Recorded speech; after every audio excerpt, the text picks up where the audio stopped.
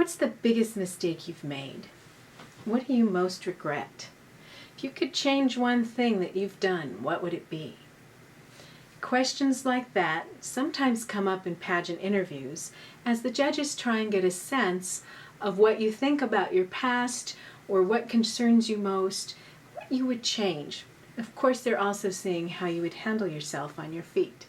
Hi, I'm Dr. Stephanie Ray, and I'm a former state and national title holder who wants to help you ace the interview and take home the crown.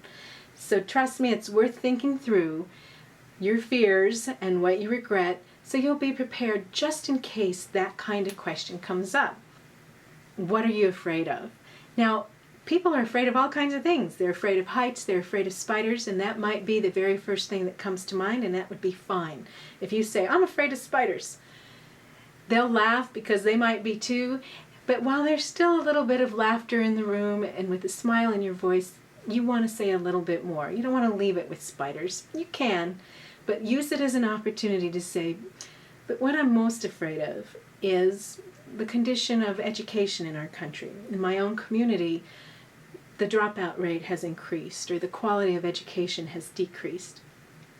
If I take home this title, I'm excited about the possibility of turning that fear into positive action because my platform has to do with education. Cut. So that's just an example. I'm just playing with you here and giving you the idea of the principle of using a question like, what are you afraid of? To sure, answer in whatever way first comes to mind, but to use it as an opportunity to translate into something where you can share something about your own aspirations or your platform, if the pageant requires one, to help the judges see that you can laugh if that's what's there, but you have this serious side that actually is afraid of something more than spiders or heights. Of course, maybe you have a chronic fear of heights and it affects your life. That's one of the things that can come up, something negative that we deal with, or things from our past, the things that we most regret, or if we could change one thing. The key with any of those things is to focus on what you have already accomplished, what you have overcome, and your plans to keep on that positive momentum. Everybody makes mistakes. We all have skeletons in our closets or things that we wish had turned out differently. We might have overcome bad habits, serious injuries, diseases, who knows what it is.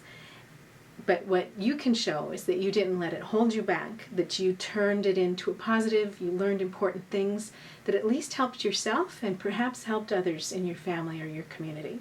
If you can turn those negatives into positives, it doesn't matter what kind of question they ask of this ilk, you will be able to make the most of it and shine your brightest.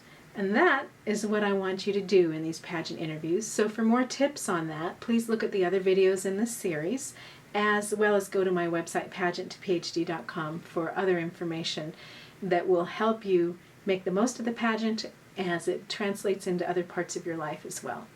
I wish you success with that, and I'll see you next time.